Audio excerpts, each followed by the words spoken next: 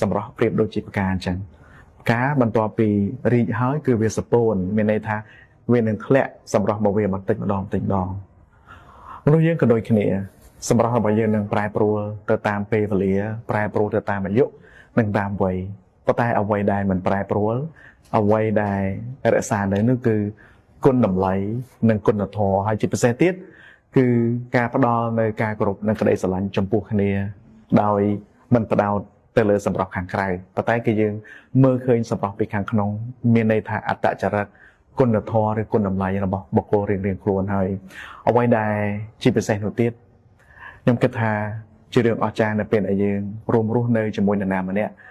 ដែលមើលឃើញគុណតម្លៃខាងក្នុងរបស់យើងរួមរស់នៅជាមួយនរណាម្នាក់ដែលចេះគោរពឲ្យតម្លៃយើងលើកកម្ពស់យើងមិនត្រឹមតែសម្រាប់ខាងក្រៅនោះទេប៉ុន្តែលើកកម្ពស់យើងមើលឃើញគុណតម្លៃខាងក្នុងរបស់យើងនេះគឺជាបុណ្យកុសលដ៏ធំធេងហើយអរគុណច្រើន